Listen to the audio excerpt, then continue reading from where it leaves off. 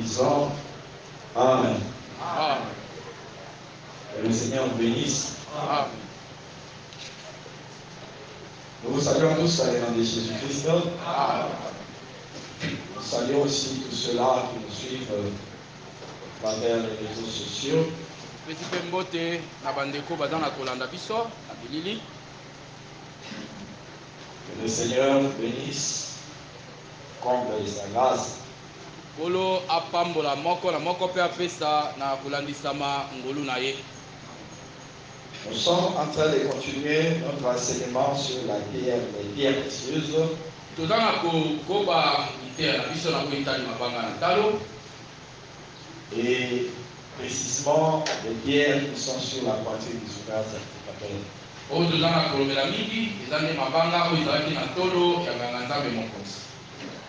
Parce que nous avons dit qu'en dehors des pierres qui sont sur le souverain sacrificateur, il y a d'autres pierres qui constituent le fondement de la Jérusalem d'en haut. Tolobaki pe libanda ya mabanga oyo ezali na tolo ya nganga-nzambe eza pe na mabanga mosusu oyo wapi etongamelaki moboku ya Yerusalema oyo ezali kowuta na likolo. Ces pierres-là sont aussi au nombre de 12. Mabanga wana pe ezali na motango ya 12. Mais vous allez remarquer qu'il y a 5 nouvelles pierres qu'on a introduites là-bas. Pe soko bandi kotala malamu okomona ezali na mabanga lisusu mitano oyo babakisaki nde kuna.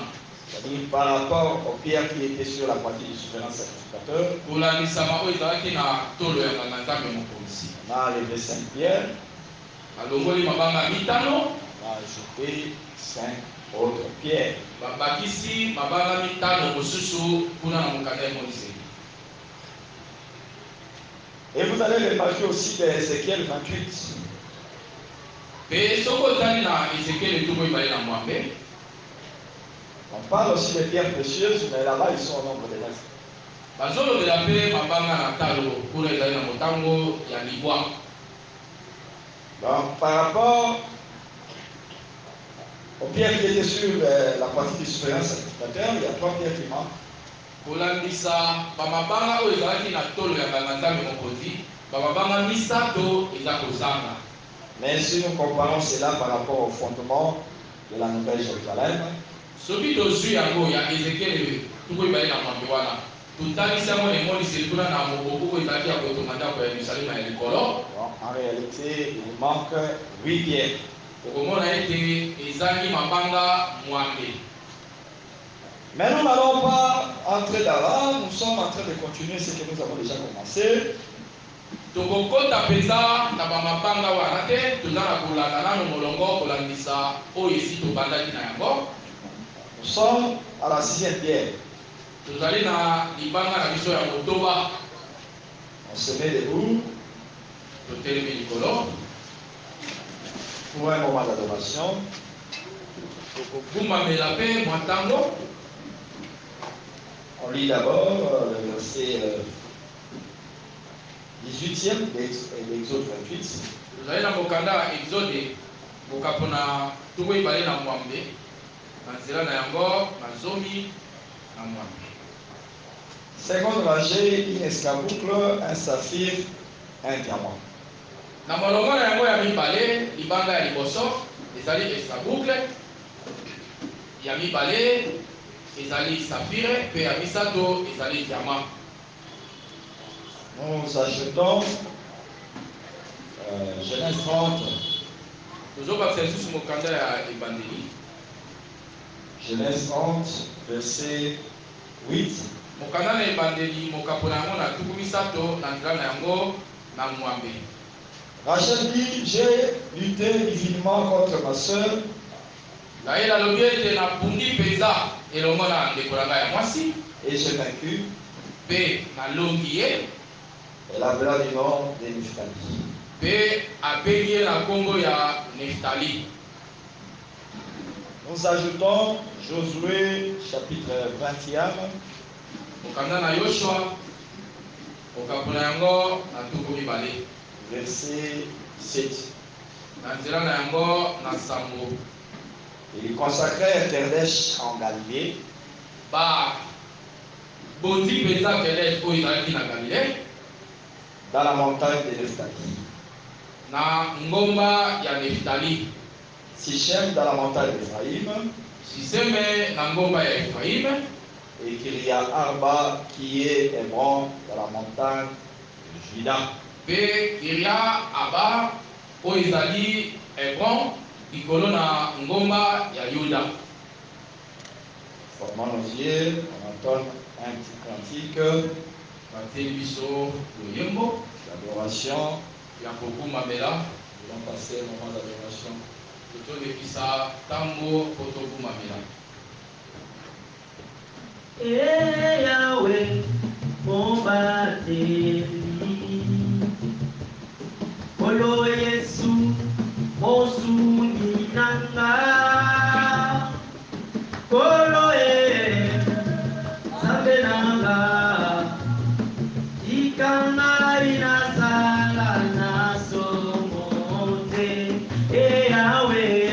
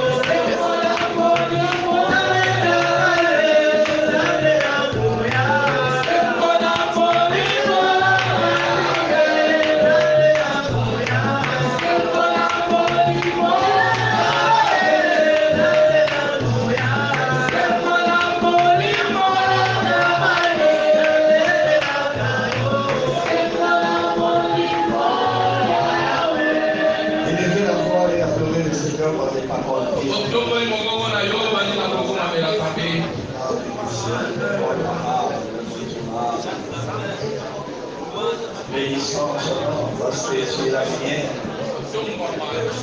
Bénissons son nom parce que tu es la victoire. Tu es le salut, tu es l'emploi. Tu es le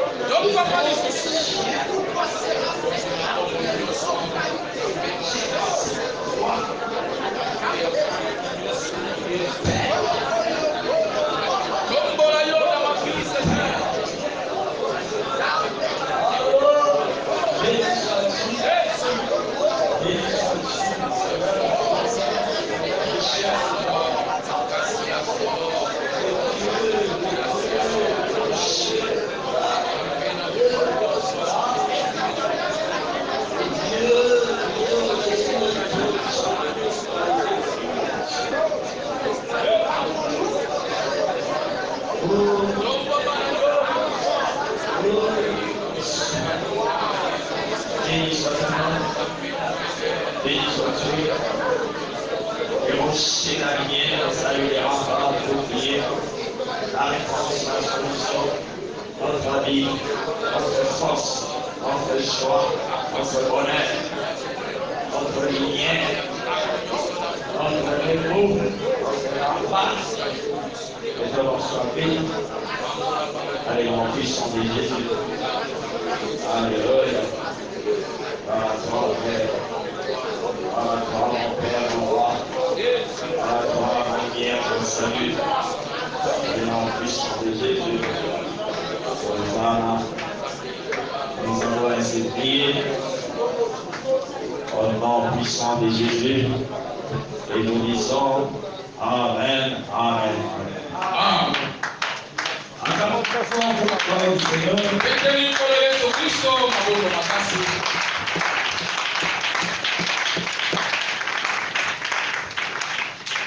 Est-ce que vous avez la joie d'écouter cette parole? Amen.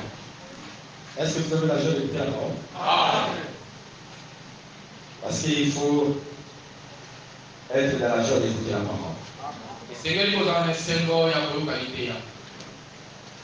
Amen, l'église. Il faut être dans la joie de manger l'agneau. Parce que quand vous mangez l'agneau, c'est la porte du royaume qui s'ouvre. Amen. Comme je vous ai dit, et c'est bien tel que le Seigneur les a placés. Ça parle aussi de la marche du Seigneur.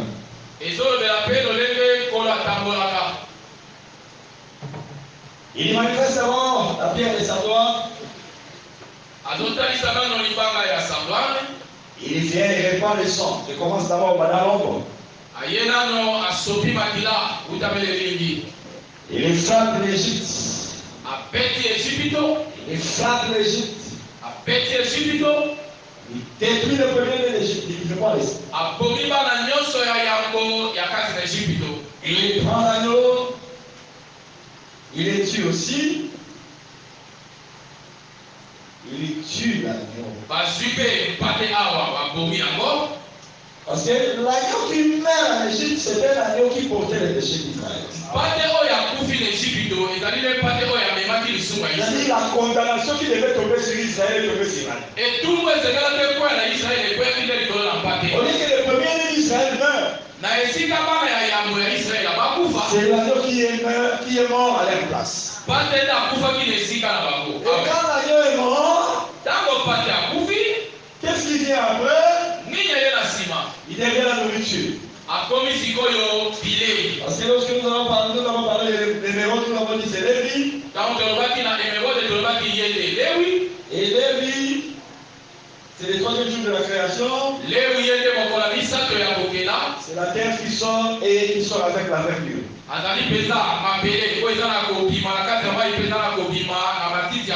la verdure, c'est la nourriture que le Seigneur donne. Et la première nourriture pour Israël, c'était l'agneau. Et quand ils ont mangé l'agneau, c'est maintenant le tour de Juda qui vient. L'escarboucle qui est la porte. Donc la porte s'ouvre maintenant pour Israël de partir. Les parties où les parties contrôlent. Parce que quand on parle de saphir, on voit les trous.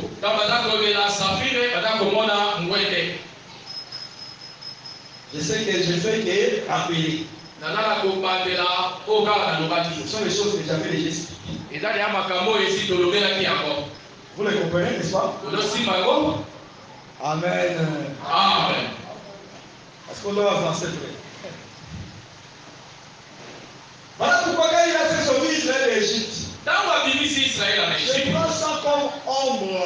Quand il fait sauver Israël de l'Égypte, il dit que je suis venu vous porter sur les ailes d'aigle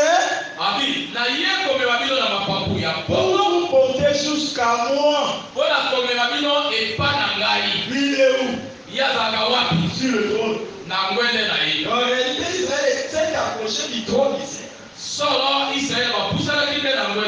nzambe. Mais comment est ce trône? Kasi ngwende yango eza ndenge nini? C'est un trône inébranlable. Ezali ngwende oyo ekweyisamaka te. C'est ce que nous allons parler aujourd'hui, les diamants. Nde yango tokolela lelo diamant. Qu'est-ce que les diamants?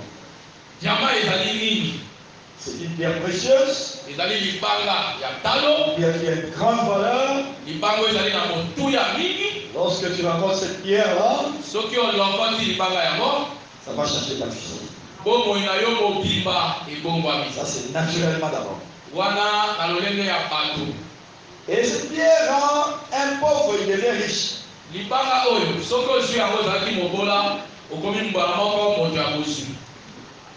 Cette pierre-là peut te transformer en quelques instants. Libanga oyo na mwa kaka bangonga moke ebongoli nyonso oyo ya bomoi na yo. Ça, c'est selon les mondes. Wana ezali kolangisa mokili ya bato. Mais quand Dieu parle du diamant, il voit quoi? Kasi ntango nzambe aza kolobela diamant, nzambe aza komona nini?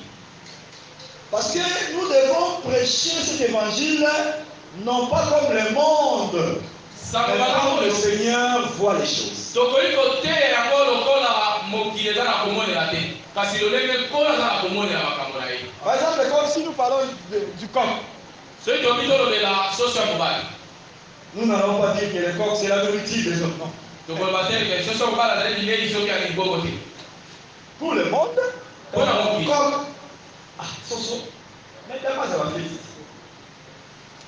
Mais Dieu, quand il parle du coq, lui, il ne voit pas ces choses. Nzambe ntango aza kolobela soso ya mobali azomona makambo Et ya puis quand mokili. il voit les coqs, il voit les choses qu'il a mis dans les coqs. Nzambe ntango aza komona soso ya mobali azomona loyembo oyo atia na kati na ye. Et le coq doit chanter, Soso ya mobali esengeli ayemba, et son chant doit amener à la repentance. kasi loyembo na ye wana ememaka nde bato na kobongwama. Donc quand Dieu parle, voit les coqs, il voit autre chose. Ntango nzambe aza komona soso ya mobali azomona eloko mosusu. C'est ainsi quand Dieu parle du diamant. Nde bongo ntango nzambe aza komela ntina ya diama, Et il voit ce diamant, il les rattache à Neftali. azwi diama yango akangisi yango na mwana oyo Neftali, Et il le place à la 6e place. atie na esika ya motoba. C'est ce que nous allons essayer un peu de comprendre ensemble avec vous. Nde epai wapi tokoluka tososola elongo biso baso. Et tous ceux-là qui nous souffreront. Mpe na bandeko nyonso baza kolanda biso na mosika. Pourquoi Dieu a fait ces choses dans cette manière? Mpona nini nzambe asali makambo oyo? C'est ce qui fait la beauté de cet évangile. Nde yango eza kosala Chercher à kosenga sonder la profondeur de la pensée de Dieu. koluka koyeba mosanda ya likanisi oyo ya nzambe.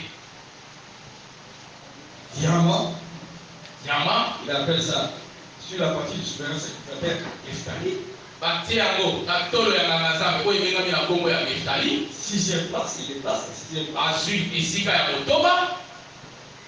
Parce que les chiffres 6, c'est un chiffre qui parle de beaucoup de choses. Il travaille de beaucoup de choses. Motango oyo motoba elobelaka makambo ebele mpe na mosala na kati.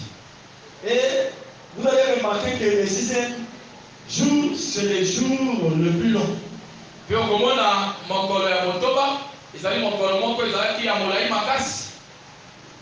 C'est le jour Dieu a travaillé beaucoup. Eza mokolo oyo nzambe asalaki mosala mingi. Le 6e jour, Dieu a fait sortir les reptiles. Mokolo ya motoba nzambe abimisi mobeso, Les reptiles, abimisi banyama oyo batambolaka mabele na libumu. c'est le jour où il a manifesté le bétail. Ezali mokolo oyo asalaki banyama mpe ya mabele batiaka matiti. C'est le jour où il a manifesté les bêtes de champ. Asali mpe banyama ya zamba. C'est le jour où il a créé l'homme Eza mokolo akelaki moto et il a achevé avec la femme. mpe aye na kosukisa na mwasi. Donc en réalité, le 6e jour, c'est le dernier jour travail. mokolo ya motoba ezali mokolo ya suka ya mosala ya nzambe. Donc quand Dieu a travaillé le 6e jour, Ntango nzambe asali mokolo ya motoba, il a fini. asilisi. Et il a dit, oh, comme j'ai fini, alobi lokola nasilisi, je vais me reposer. esengeli na ngai napema. Et il s'est reposé maintenant au 7e jour. Sikoyo aye kopema nde mokolo ya sambo. Donc, le 6e jour, c'est le jour où le Seigneur a appelé le serpent à la manifestation. Mokolo ya motoba ezali mokolo nzambe apengaki nyoka kokala kozalisa. Mais il faut faire attention parce que tu peux être tenté de dire que c'est le jour où le diable est précipité. Esengeli okeba oyo bateke yango nde mokolo oyo oyo diabolo awutaka na makolo mpe akiti. Si tu ne fais pas attention, tu risques de dire ça. Soki okebi te okomona mpe olobi mpe bongo. Non, tu vois frère, le serpent est sorti. Moni te ndeko nyoka bimaki. Et c'est le même jour que le serpent alla parler à la femme. Nde mokolo moko wana mpe nyoka akendaki alobeli mwasi. Tu peux dire ça. Okoki mpe koloba yango bongo. Alors que Nzoka le serpent ne pouvait pas, à sa sortie de la terre, nyoka akokaki te na bobimi na ye ya mabele manifester déjà l'iniquité. atalisa mabe kati na likongo te. Parce que lorsqu'on prend le serpent comme ombre du diable, ntango toza kozwa nyoka lokola elilingi ya parce qu'il y diabo. a le serpent comme ombre de Christ aussi. Amen. Ezali mpe na nyoka lokola elilingi mpe ya Kristo. Généralement, quand les gens parlent du serpent, ils voient directement le diable. Mingi mingi bato to baza kolobela ntina nyoka mbala moko amoni diabolo diabolo. Ce qu'on nous dit par exemple, le nyoka, ce qu'on garde à la boutoire. Mais ce que ça y est, tout passe. Hein? Et là, yes. Parce que le Seigneur, quand il vient, il se compare au serpent. Ntango kola za koya ndomona nyoka. Il dit, comme Moïse éleva le serpent dans le désert, Lokola Mose atombolaki nyoka na le fils de l'homme aussi sera élevé. mwana na moto mpe akotombwama. Là, le serpent est bon. Wana kuna nyoka za malamu. Parce qu'il a porté les reins. Po ete alati motako. Et quand il ne va porter les reins, Ntango nyoka alati motako, la mort qui était dans le peuple kufa oyo ezalaki na ngambo ya libota était anéantie. esilaki makasi. Donc tout le monde qui a élevé les yeux pour regarder le serpent, Moto nyonso akosembola miso mpo atala nyoka, il a vu les revêtements. amoni mpenza kotombwami kati na ye. Donc quand Dieu a créé les serpents, Ntango nzambe akelaki nyoka, il parlait de la mort et de la résurrection. azalaki koyeba na ntina ya kufa na lisengwa. Amen. Amen. Parce que les serpents devaient apporter l'introduction de mort. Nde nyoka esengelaki akoyeza kufa, Et par les serpents aussi la vie devait venir. na nzela mpe ya nyoka bomo esengelaki. Voilà pourquoi quand il envoie Moïse Yango ntina ntango atindaki pour Mose délivrer Israël, mpo na kokangola Israela, il envoie avec les serpents. atindi ye na nyoka. Amen. Moïse croyait qu'il marchait qu'avec les bâtons. Mose azalaki kobanza totambola na lingenda, Mais le Seigneur lui dit que non. kolobi na ete Ce n'est pas seulement les bâtons que tu as entre tes mains là. ozali kaka na lingenda te na Les maboko. bâtons là, c'est tout un serpent. Lingenda na mobimba ezali Et te j'ai mis entre tes mains oyo natie na maboko na pour yo écrouler Pharaon. mpo na kokweyisa falo. Parce que comme Pharaon était un cavalier, Lokola falo azalaki momati na mpunda, ce n'est que le serpent qui peut l'écrouler. kaka nde nyoka nde akoki kokweyisa ye. Voilà pourquoi Dieu a mis les serpents entre les mains de Moïse. eza batiaki nyoka na maboko ya Mose Va libérer le peuple. kende kokangola Et libota, avec le serpent. kasi na nyoka nde na maboko. Amen. Merci. Et c'est le serpent qui avait séparé la mer rouge. Nde nyoka nde akabolaki mai ya monana. Hein? Et quel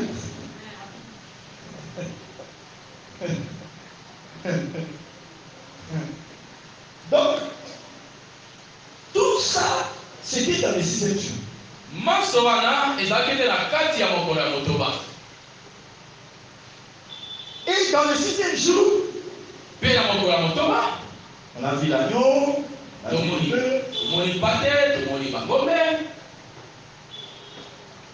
Dans le 6e jour, on a vu les léopards.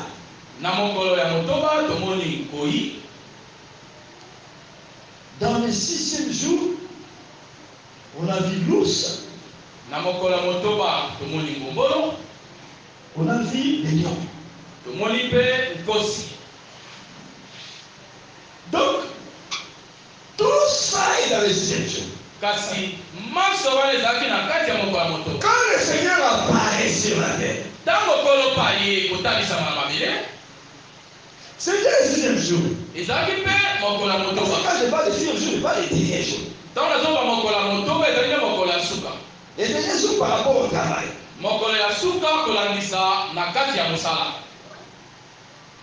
Amen. Paul est d'accord avec moi parce qu'il dit que le Seigneur est apparu au dernier temps. Et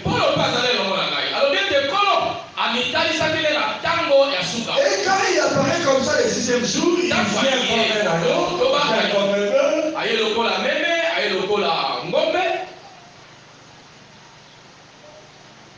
et quand il vient comme ça, il descend dans les territoires d'Israël.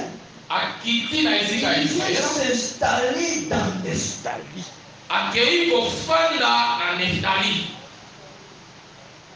Parce que si tu regardes les territoires que Nestali avait reçus,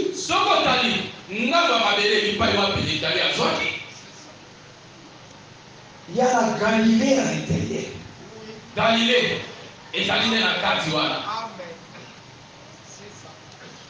Et Jésus, quand il est descendu,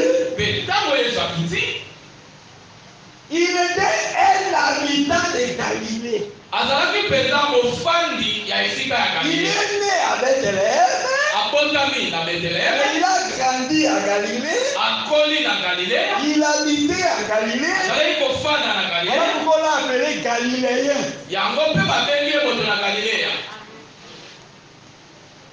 Ce n'est pas moi qui l'a appelé ici. Ce sont les gens qui l'ont vu. Grandir et travailler.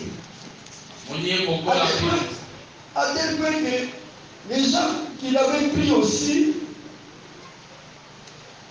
au service, c'était les Galiléens. Vous savez que même les apôtres là étaient les Galiléens.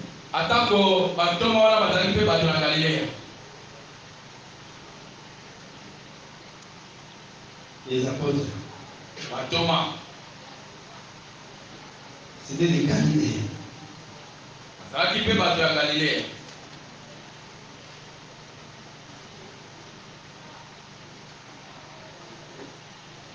Je vais te donner l'écriture.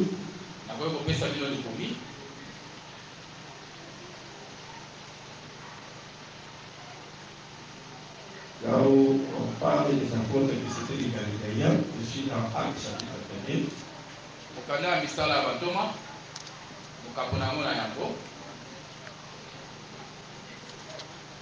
Et l'acte 2 plutôt.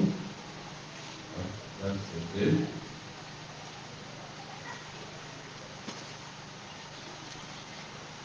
Quand le Saint-Esprit est descendu.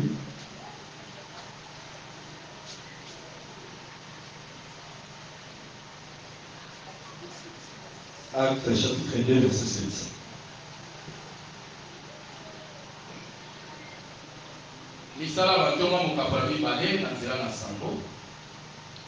Ils étaient tous dans l'étonnement et la surprise.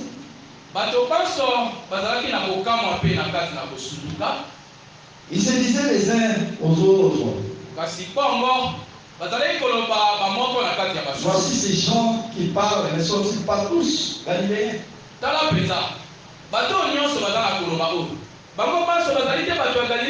Et le Seigneur Jésus-Christ aussi était appelé un Galiléen.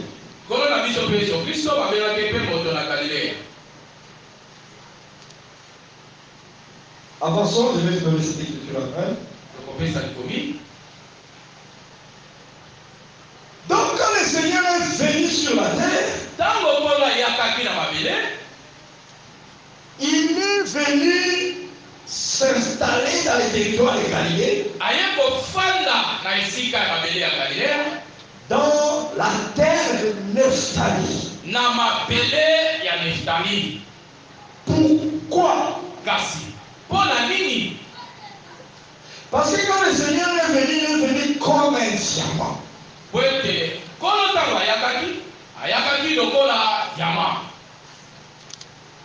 En lui, il avait plusieurs choses.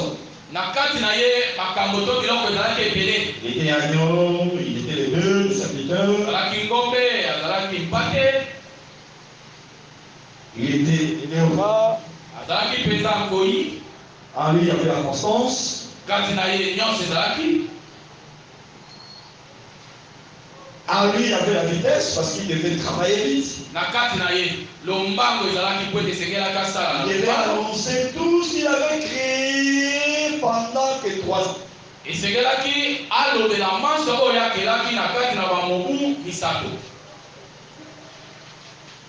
En lui, il était des lions parce qu'il devait rougir.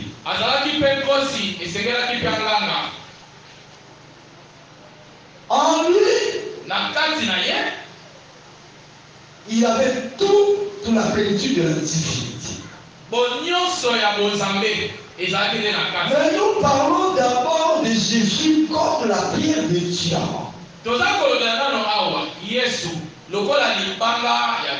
Le Seigneur explique le diamant comme ceci dans Ézéchiel chapitre 2 verset 9.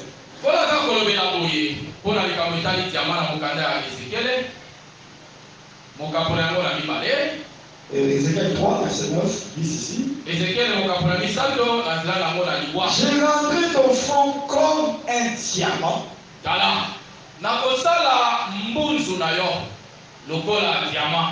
Plus dur que ces rocs. Ne les crains pas. Quoi qu'il soit, une famille de rebelles.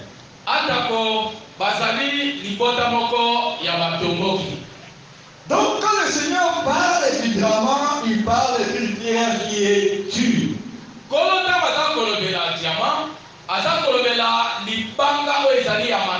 Donc il est plus que même un roc. Oh, nous savons que les rocs, lorsqu'une maison est bâtie sur les rocs, c'est une maison inébranlable. Voilà pourquoi nous disons ceci, frère. Toi qui es un fils de Dieu, si tu bâtis ta vie sur Christ comme les rocs, quels que soient les problèmes et les difficultés qui peuvent survenir, tu seras inébranlable. Voilà pourquoi Paul pouvait dire, qu'est-ce qui nous séparera de l'amour de Dieu?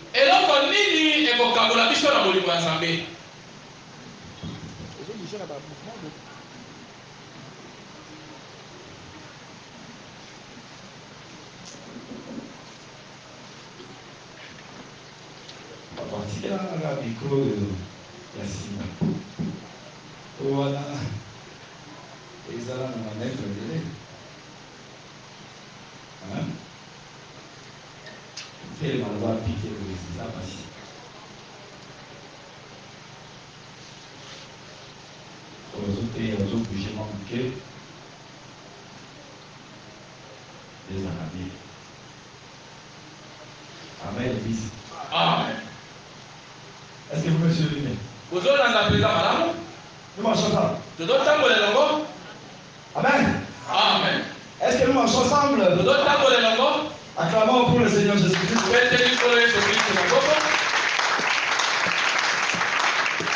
Je disais que le Seigneur, comme étant la pierre de diamant,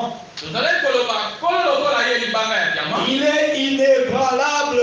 Parce que la pierre de diamant, c'est une pierre qui est dure. C'est une pierre qui est inébranlable. Et ainsi, quand le Seigneur est venu de cette manière-là, c'était pour écrouler l'ennemi.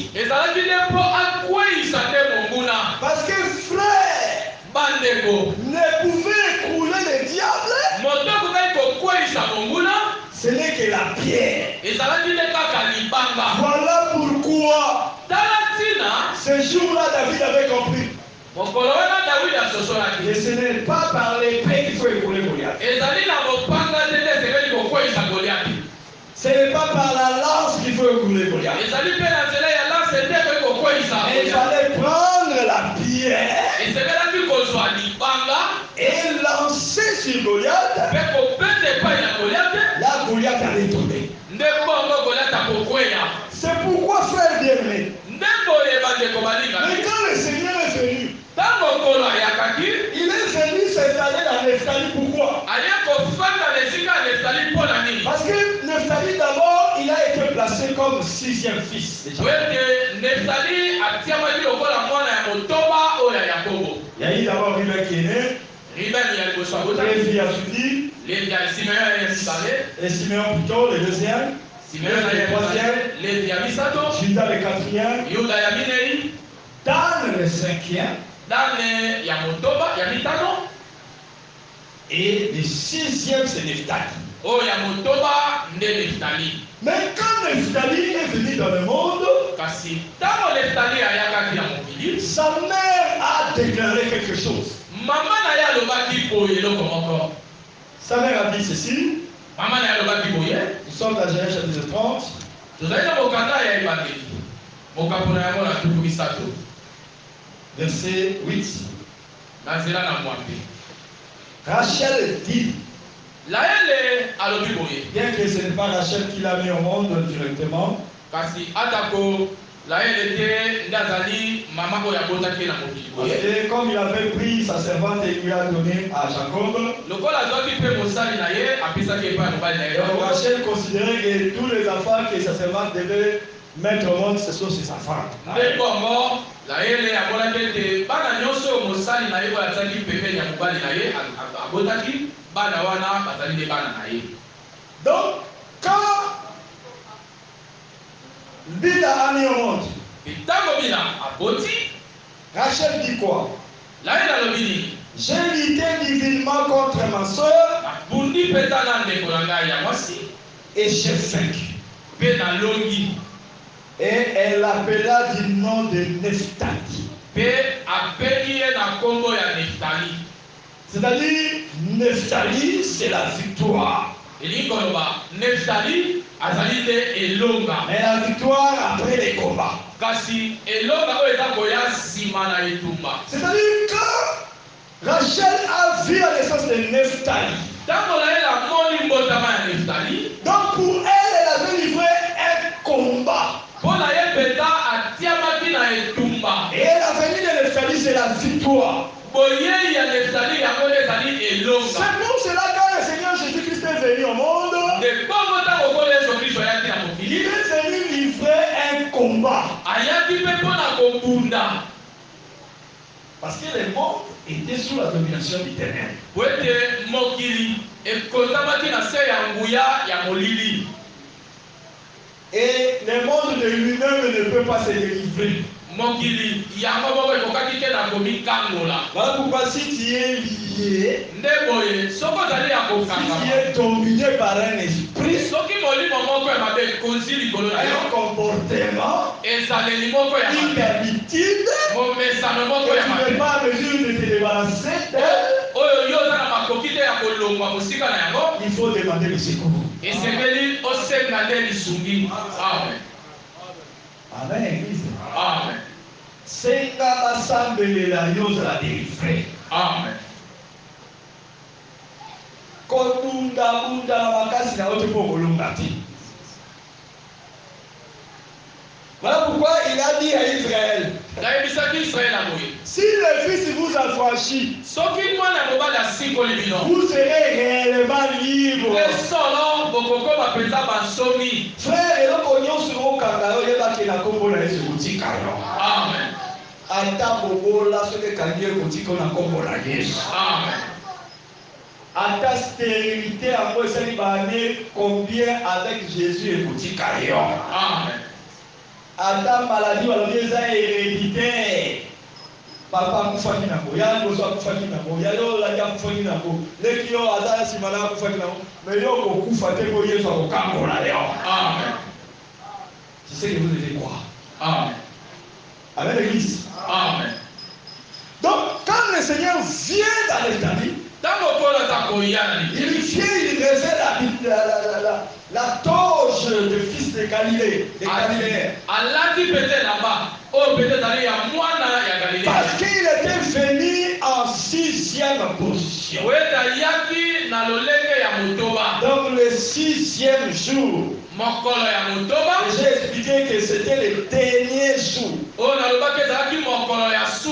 Par rapport à la création visible, bien à la création au temps. Parce que ce qui s'est passé là, c'était l'ombre de ce qui se passera aussi dans la suite du temps.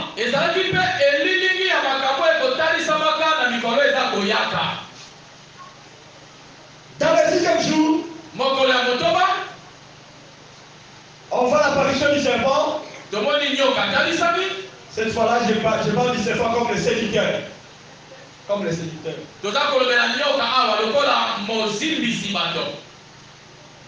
Et c'est ce que le Seigneur annonce dans Matthieu 24. Plusieurs faux prophètes se lèveront et séduiront plusieurs personnes. C'est ce que nous voyons déjà aujourd'hui. Plusieurs personnes sont emportées par les faux prophètes. Des gens qui se présentent devant eux, ils ne leur présentent pas la vraie parole. C'est seulement la prophétie. Ouvre tes yeux pour discerner. Parce que la prophétie du Seigneur est en train de s'accomplir.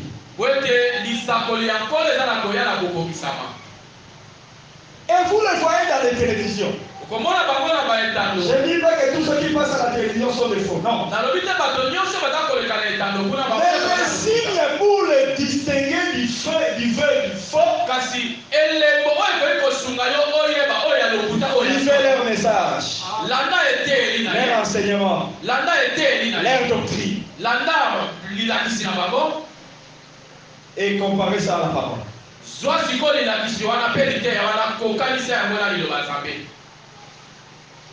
Quelqu'un qui dit que vous voulez que je prophétise, Sakola mon Sakola. Or l'écriture dit, ce n'est pas par la volonté de l'homme qu'une prophétie est donnée, mais c'est poussé par le Saint-Esprit que les hommes ont parlé de la part de Dieu. Donc si quelqu'un vous demande déjà que vous voulez que je prophétise, il est hors des écritures. Parce que Dieu ne va pas prophétiser parce que nous ne le voulons. Amen. Mais il prophétise quand lui veut. Et l'homme ne peut pas les pousser à prophétiser.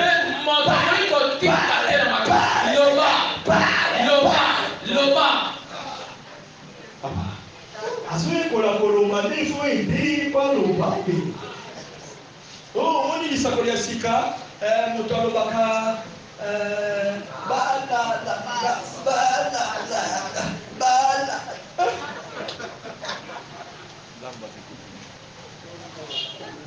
quand les Jérémie étaient en train de prophétiser,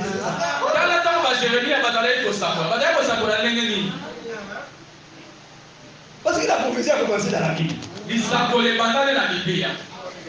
Tout ce que nous pouvons faire, frère, notre modèle c'est la Bible. Comme Isaïe, Jérémie, Daniel, Moïse, quand il prophétisait, c'était comme ça.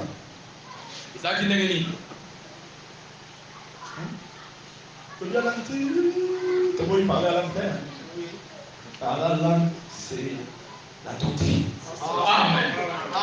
Amen. Et Paul nous interdit d'empêcher les parents d'aller. Pour la petite mission, il y a comme le classique à la carte de l'église.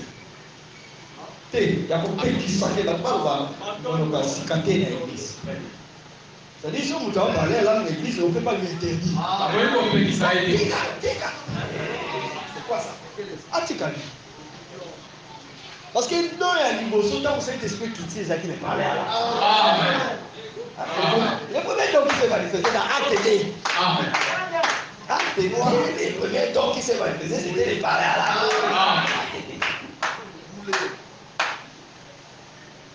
Mais cela doit se faire dans l'ordre. Quand tu parles à haute voix, nous aurons besoin de l'interprétation.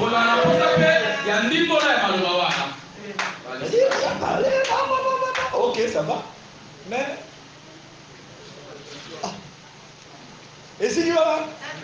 Mais il y a un peu de choses qui fait. Tout le monde va amener. Amen, l'église. Amen. Si tu as parlé à langue, il faut qu'il y ait quelqu'un qui puisse interpréter ce que tu dis.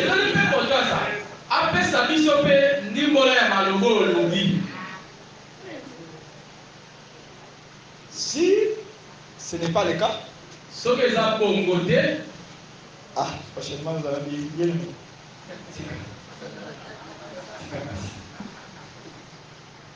et ça, on a un terme, il faut comprendre. C'est bon, on va continuer. Tu as passé à l'île. Sur mon pays, à ce moment-là, pour ma parole, on doit comprendre la terre.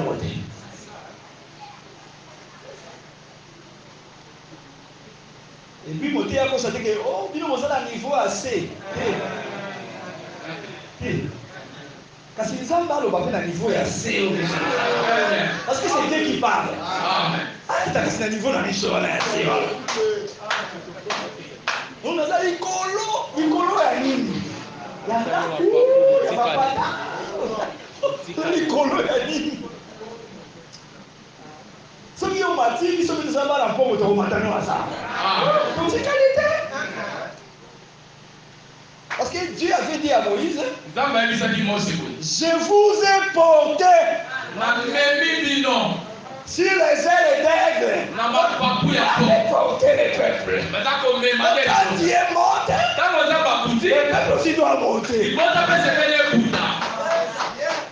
Dieu ne veut pas monter, le peuple reste en bas. Nous ne sommes pas devant Sinaï. Cette montagne que nous nous sommes approchés, ce n'est pas Sinaï. Et à Sinaï que Moïse devait monter seul. Mais à Sion, nous tous nous montons sur la montagne.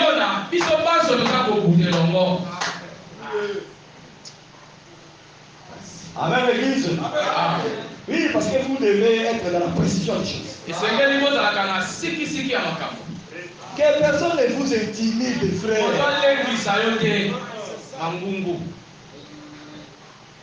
Dans la danse, sur la lobby, papa parce que tout ce que nous vous disons, nous répétons ce que vous avez entendu dans les termes. Amen.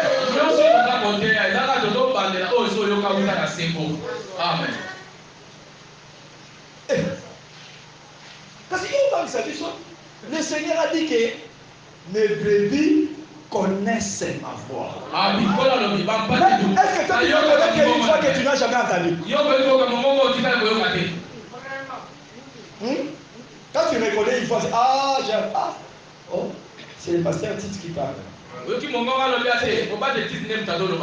Il faut que j'ai déjà entendu cette voix.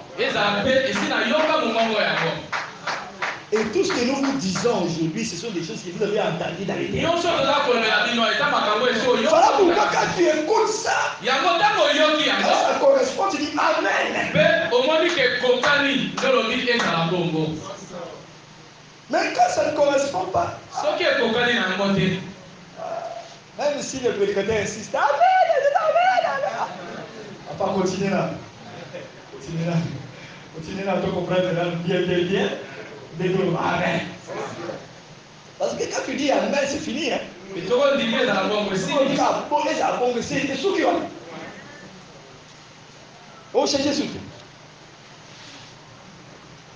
Est-ce que l'église me comprend? Amen. Je disais ceci, frère. Dieu, quand il descend comme Nephtali, Nephtali, on l'a placé le sixième fils. Et quand on a réparti la terre aussi, par Josué, parce que la terre a été répartie par deux personnes. Moïse, premièrement. Ensuite, Josué. Moïse typifiait tous les prophètes. Et Josué typifie les apôtres ou bien le ministère de la parole.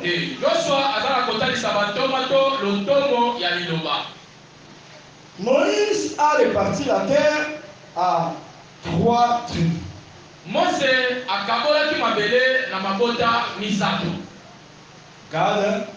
Gad, les tribus de Manassé, et Ruben.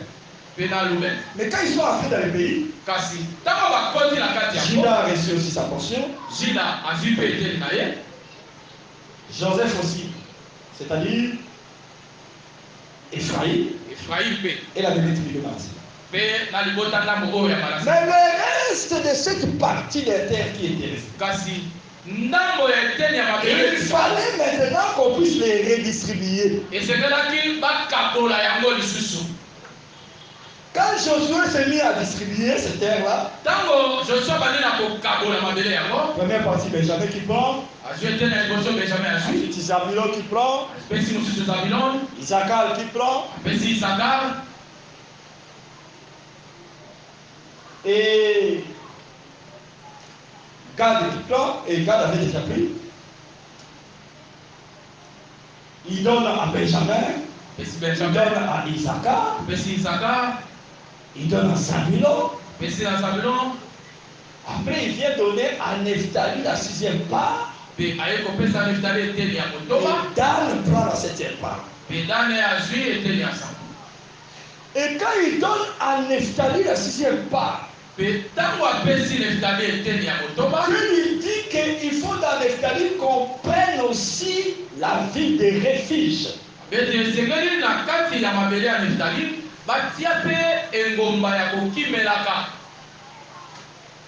C'est-à-dire si quelqu'un tue quelqu'un par hasard, on le poursuit. Quand il entre chez Nephtali, il doit trouver le lieu de refuge. Cela déjà annoncé lorsque le Seigneur devait venir. Donc quand il vient se mettre dans le territoire de Nephtali,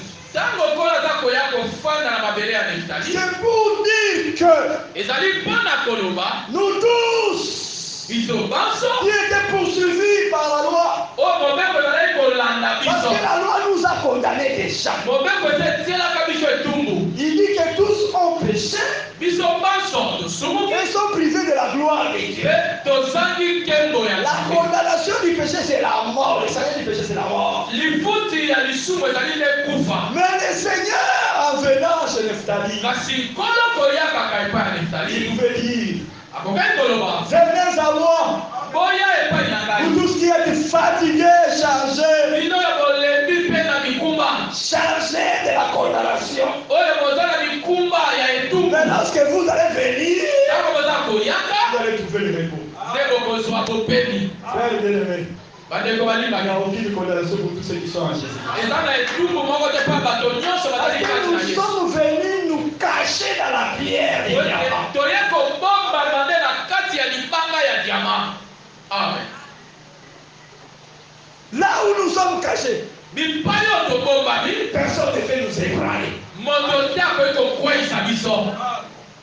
Je te dis et je te rassure, même si le monde des ténèbres se lève comment, atako mokili ya molili etongwami lolenge nyonso. Moto ata moko ta kolonga kokolisa yo. Amen.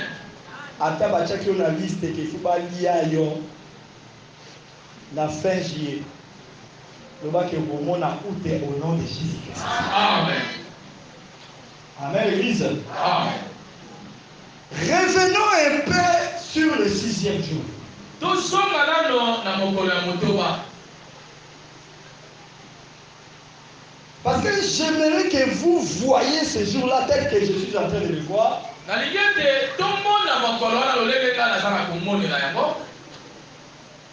Tel que Dieu est en train de le voir aussi.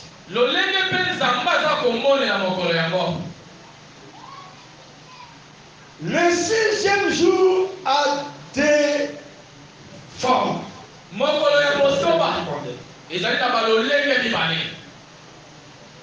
Par rapport à l'église et par rapport au monde ou bien par rapport à la terre. C'est-à-dire par rapport à l'église, le 6e jour englobe tout le temps que nous sommes, tout le temps que le Seigneur est apparu sur la terre, tout le temps que l'église est en train de vivre aussi,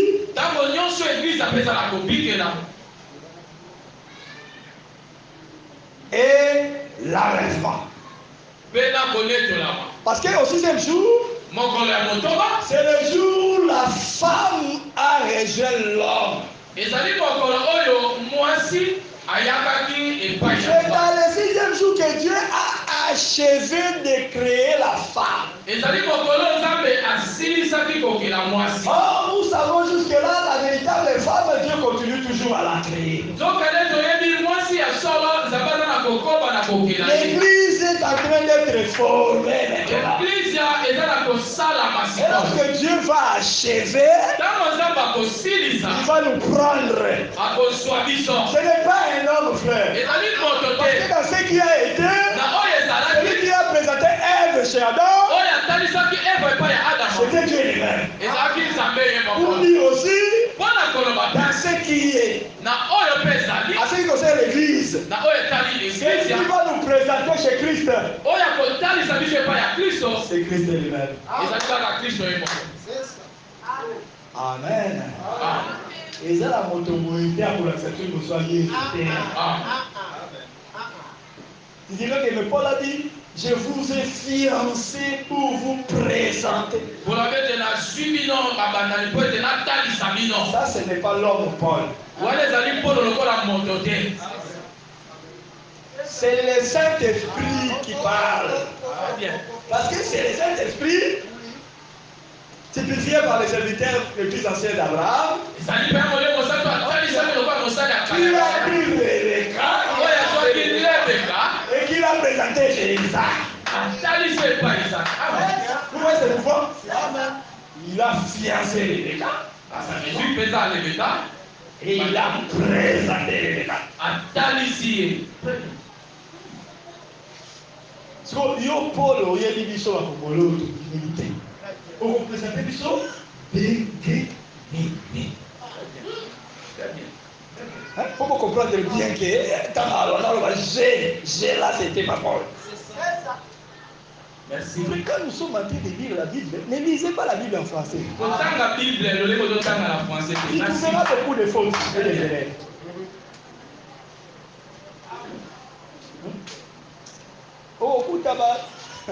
Oh, les trônes par exemple, les trônes de Dieu et de l'agneau. Sera.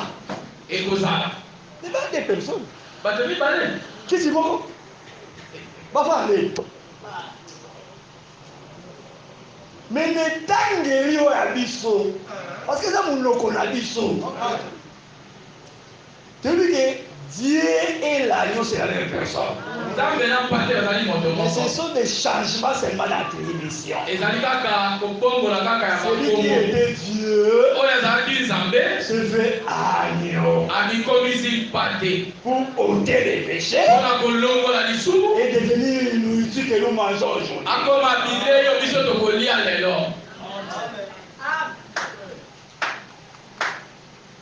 Amen, l'église. C'est même le 6e jour là. Mokolo moko na kaka ya motoba. Tous ces chefs, nous on parle. Nyonso esi biso toke. Par rapport à l'église. Kolandisama église. Mais c'est même le 6e jour là, les renards sortirent de la mer. Ndepeza kaka na mokolo motoba wana. Barena baza kobima nde na mabele. Et Salomon dit, donc Salomon quand lui il voit les renards, Tango Salomon aza komona bango. il dit que ce sont des gens qui ravagent la vie. Avec bazali bato baza na kobebisa elanga ya vinyo. La vigne de l'Éternel, Vinyo oyo ya Yahweh C'est nous, ezali biso. c'est Israël aussi. Ezalaka mpe Israela. Amen. ça va? Ça va? Amen. Ngai naza na mpasi moko so nazoteya, c'est lié à mon service. Il faut qu'il y ait des gens que je prêche puissent comprendre ce que je dis. Nalinga to nazoteya boye kolandisa aussi mosala na ngai bato nazoteya basosola mpe basimba malamu S'ils makambo ne na ngai. comprennent pas, je ne vois pas comment avancer. Soki bato baza kososola te naomona te ndenge nini nakoki kokoba nakendi. Parce que ce n'est pas les cours de mathématiques mais les physiques. Oyo eza chimie te mathématique mpe te physique mpe te. Au chimie, on donne ammoniac. Et ammoniac, c'est combien? Chlorure de sodium. C'est comme mungwa. Oh, c'est bien le métal qui est mungwa. Chlorure de sodium. Chlorure de sodium. Mungwa. Tu vois, on y fait, dans la réalité, c'est un petit bongo.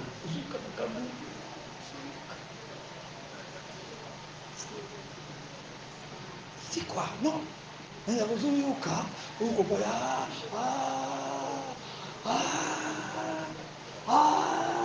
Wane fada. Wana ndio watu ndio batekini. Oloba. Oza na fete nyonso. Eso boyo gide. Batekini. Oti. Bon. Bon, alors mettez avec moi. Hein? Non, c'est pas ça le sujet.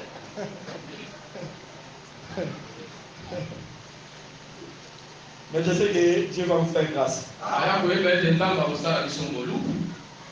Donc, les renards sortent le 7e jour pour ravager la vigne.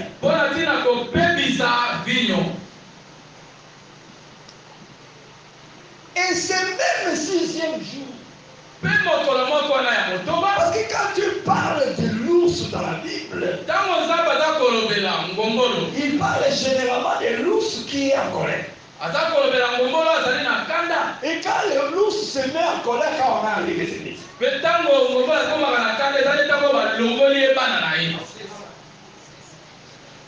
Voilà pourquoi Dieu emploie encore les chiffres 6. Il dit quand on a ouvert le 6e seau, l'agneau est en colère. En réalité, cet agneau qui est Christ, il devient ours. Parce que les petits ne sont plus là. L'église est déjà enlevée. Là, il se met en colère. Donc, après notre départ, Dieu, que les gens sont en train de jouer avec aujourd'hui. Et l'injurier comme il veut. se mettra en colère. Et quand il va se mettre en colère pour frapper, ça sera aussi le rougissement du lion.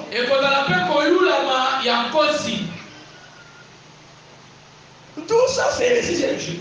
Le 6e jour, le lion est sorti aussi de la terre. Il a annoncé, il a rougi. Parce que ce qui distingue le lion des autres animaux, c'est ça, c'est le rougissement. Et quand il rougit, c'est le tonnerre.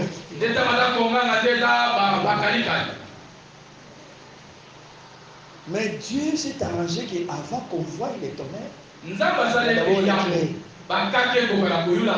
l'éclair apparaît et ensuite vient le tonnerre.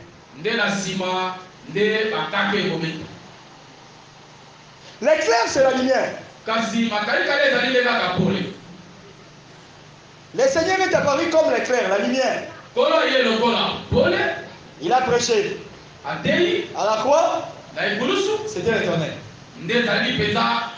Et pour le moment, nous prêchons cet évangile. C'est l'éclair, la lumière.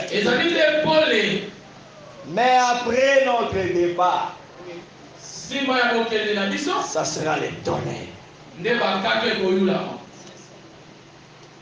Est-ce que l'église me comprend?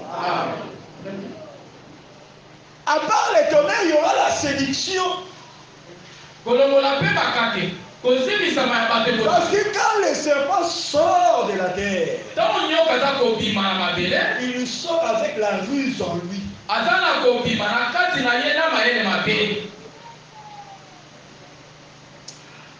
Ah, le Seigneur est glorieux. Donc, quand on a fabriqué nous. Parce que les jours où Dieu me fera grâce, il vais vous expliquer comment il a fabriqué Satan. La Bible parle de Satan.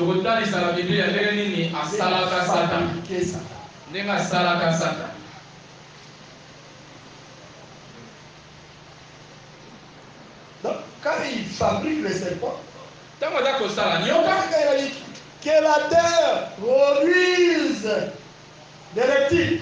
La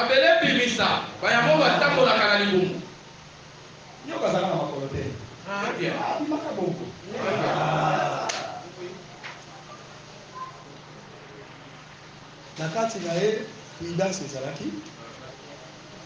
Voilà pourquoi il dit soyez prudents comme les serpents. C'est pas le diable. Parce que le Seigneur ne peut pas nous dire d'imiter le diable. Amen.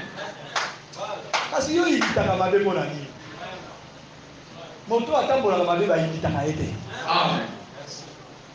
Il nous a balangaï, et nous on assisté voilà embaka. Il est nini. Modèle na yesa modèle ya mala.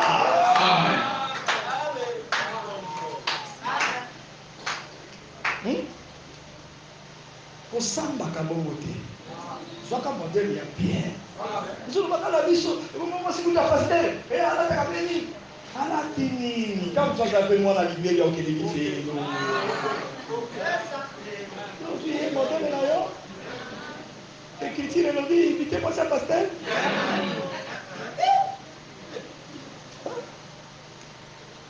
Et regardez, ceux-là qui vous ont enseigné. Voyez-les faire. Ah, je vois qu'il y a là. Amen. Et imiter.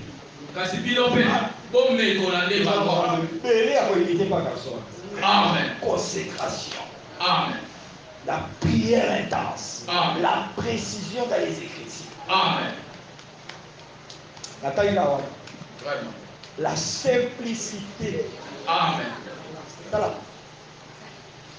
Il fait accepter à un disciple comme ça, pour il y a sauté à sa belle abonnaille. Il était comme ça.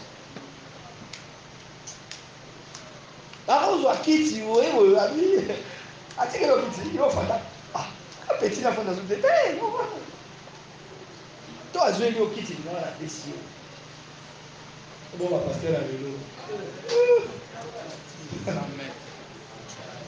Il y a quand même disciples. Ah, Jésus, le maître, mangeait avec les disciples. Il y en a. Tu es qui? Il y a quand même disciples. Avant le disciple, on dirait à Zakaroutou. Les disciples, il n'y a pas serviteur de Dieu. Il était à l'auteur. Les disciples, ils étaient serviteurs de Dieu. Pas comment on s'en avait dans votre position de main. Non. La position de main, c'est la reconnaissance. Amen. Mais il est serviteur de Dieu tout fait. Amen. Mais il est en formation. On lui apprend encore certaines choses. Avec l'église. Amen. Le serpent, quand il est sorti de la terre, il avait la vue. Mais il fallait un temps. C'est comme quand Dieu a fabriqué les diables.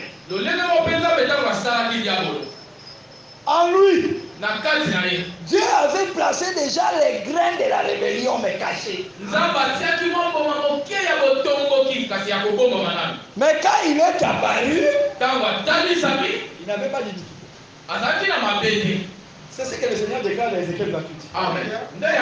Jusqu'au jour. Amen. Amen. C'est-à-dire, ce n'est pas le jour où il a été créé. Amen. Amen. Et quand il était créé, il devait mettre d'abord le soin à la perfection.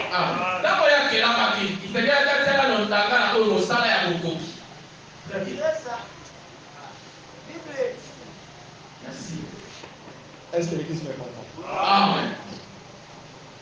Et là, on est aux âmes, on est en paix. Aujourd'hui, on a peut-être la l'aidez-vous, pas venir. L'aidez-vous, pas venir.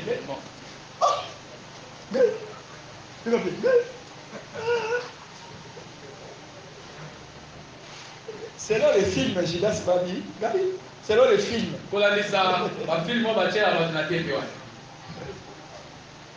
Mais lui ne pouvait pas dire ça. Parce qu'il avait déjà 100 ans. Oui, bien. Bon, et vous savez, on ne voit pas si l'humanité a bien avant. Si vous avez l'idée, à tout ça, ma casse, vous savez, madame, vous pouvez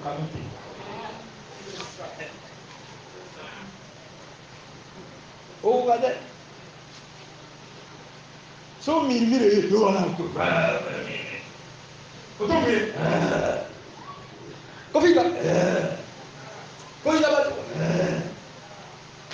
parce que tu es comme un aéroport de démons. Mais moi, Nanzambé. Donc, dès qu'il était, ils ont bimamoué. Ceux qui écoutent, qui a la pression, ils ont dit du Kaya se repentira les lames qui disent ça, il n'a pas besoin d'un sentinelle parce que c'est la parole qui le surveille. Après notre départ, le 6e jour va continuer. C'est-à-dire, comprenez l'aspect que je suis en train de prendre. Le diable va se mettre à séduire la paix.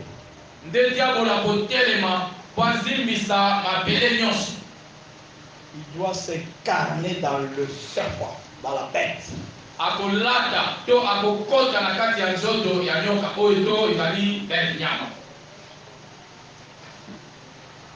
Plusieurs seront apportés.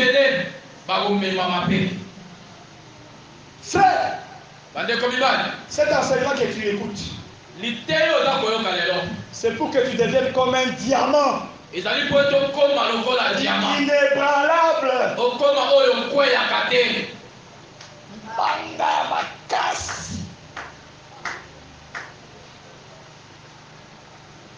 Parce que si tu ne parles pas avec nous, car l'Antichrist se mettra à séduire la terre. Ça sera par une puissance des ténèbres extraordinaire. Plusieurs seront emportés. Même une portion d'Israël sera emportée.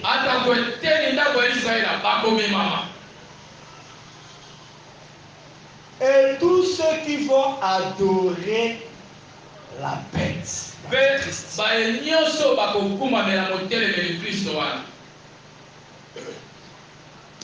vont périr à jamais.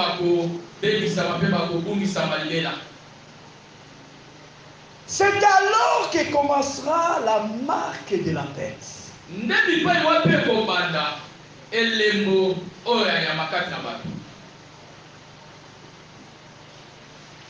La marque de la bête n'a pas encore commencé.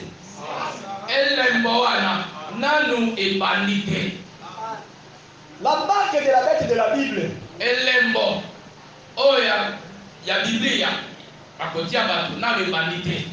C'est-à-dire que si on a mon ça, on va comme silence aussi.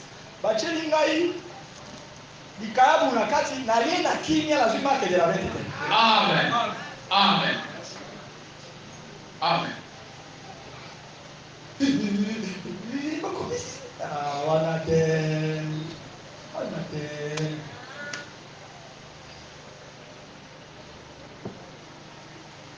L'écriture précise parce que vous devez être ajusté. Il faut que celui qui les retienne ait disparu. Et c'est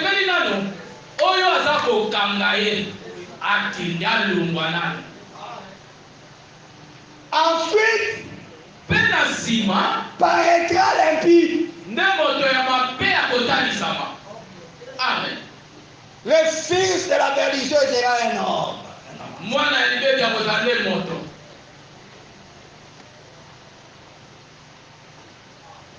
Et quand on va exiger l'adoration, c'est en ce moment-là qu'on va exiger la marque de la bête. Ce n'est pas maintenant. Amen.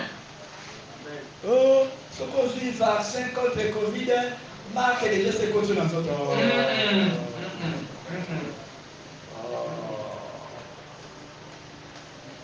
Regarde la qui vaccin. Il y a un vaccin anti-Covid.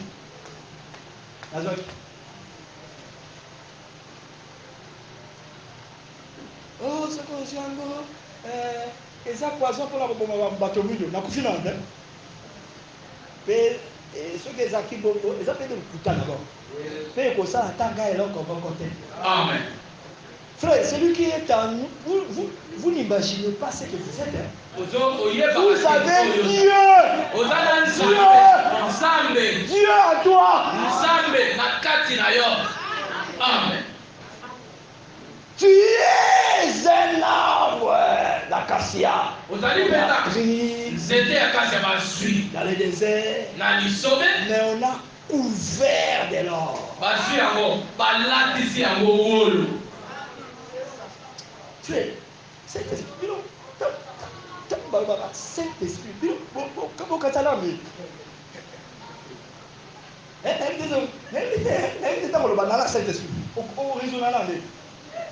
la Saint-Esprit, c'est-à-dire la portion de Dieu est à moi. Donc, comme je marche là, mon corps périssable ici, je porte une portion de Dieu, créateur des cieux et de la terre. J'ai un pouvoir. Tu as un pouvoir. Les pouvoirs divins. Et les pouvoirs que tu as. Personne ne peut te vaincre. Amen.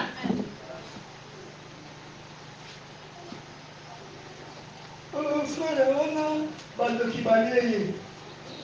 Frère, avec un Saint-Esprit.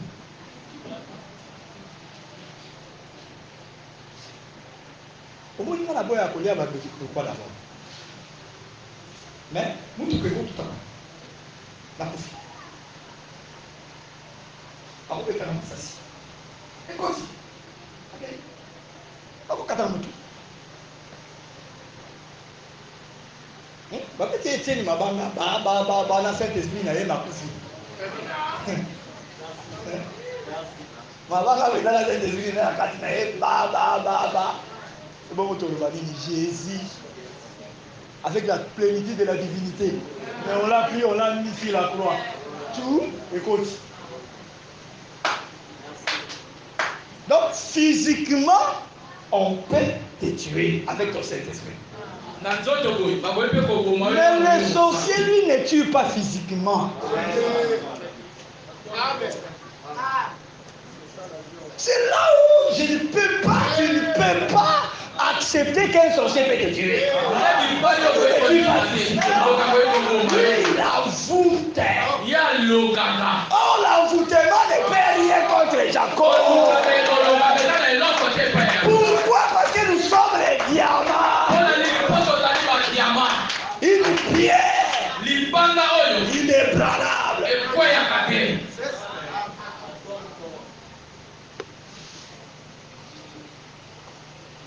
Balokio,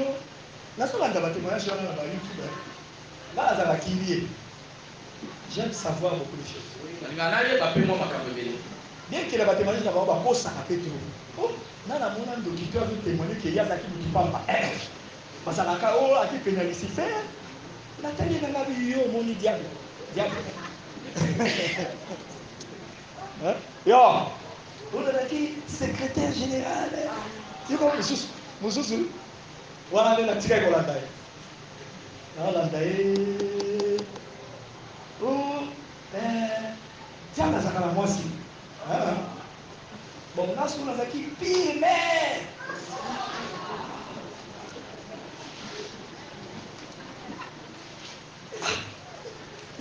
Dans la Bible, pour expliquer ce diable là. Bamakabunaye, baris naye, bataki naye, expliquer les autres.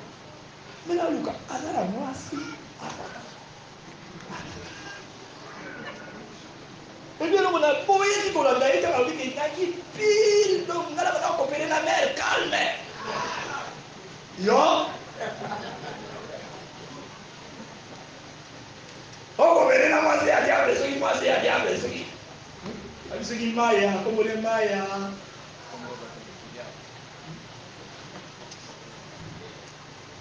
Allez, tu es aimé.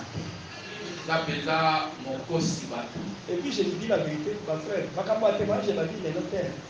Déjà les années 85, 86, nous on écoutait déjà ces choses. Et puis la plupart de ces gens-là qui témoignaient, souka. Parce que le Seigneur nous a dit, regardez la fin. Souka, frère, on a témoigné. Après, oui. On continue à vivre. Nous avons dit la carte au Tekiye, aux Zongi, à Tikion. Il y a un cas où ils sont réunis à la Bible. Où ils sont réunis, voilà. Il y a la Bible. 48 heures les bébés.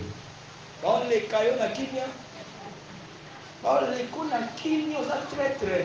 Les diables sans pitié. C'est le Seigneur Jésus qui est compatissant et miséricordieux. Voilà pourquoi attachons-nous au Seigneur Jésus-Christ. Amen, l'Église. Amen. Donc, retenez ceci, frère. Si le Seigneur a placé cette pierre à la 6e position, c'est par rapport aussi à l'humanité qui devait porter d'abord comme un homme, vous apparaître comme un homme. Mais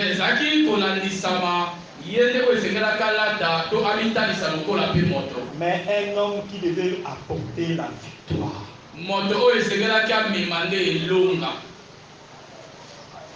Parce que le diamant, c'est aussi la force. Une pierre qu'on ne peut pas facilement détruire. Et le Seigneur, en venant dans cette forme-là, donc il montre que bien qu'il peut être humain, des yeux, des bras, des pieds, mais il n'est pas faible comme était Adam.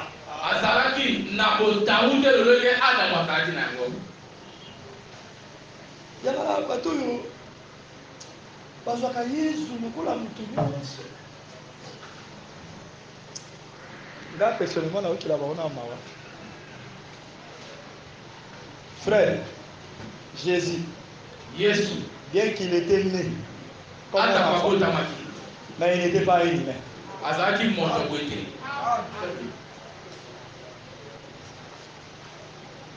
D'ailleurs, ce qui était dans les ventres de Marie, c'était l'ombre.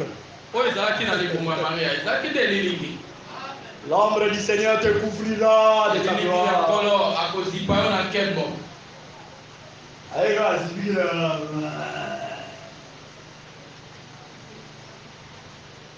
Azana, Nazala Lola.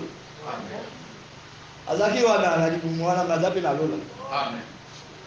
Si abimi, parce que il fallait qu'il soit semblable aux hommes. C'est que là qui azala lokola batu.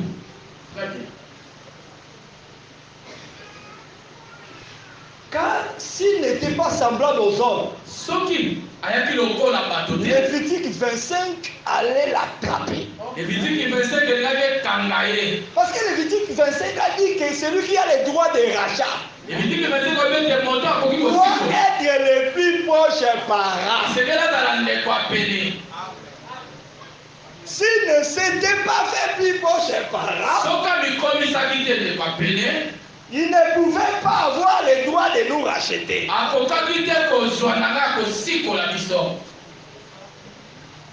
Voilà pourquoi il devait participer à la chair et au sang. Mais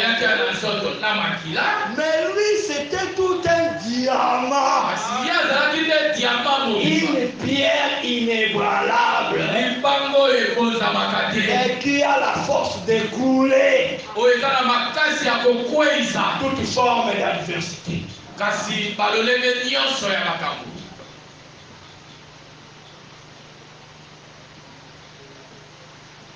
Voilà pourquoi je t'exhorte pour terminer, parce que tu dois prier afin que Dieu te donne la force d'être toujours victorieux.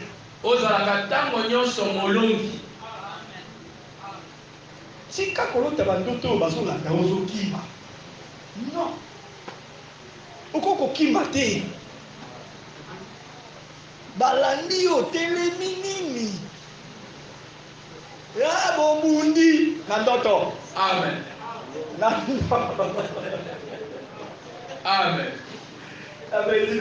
La ndoto. Comme maman la moyete, comme vous regardez la ndoto kaka. Obeti teka la ndoto. Pour comprendre, il va mettre le nom monté à la qui est sur la ligne, donc sur la quartier, tu as posé le bon mal à la ligne, la bagarre, tu as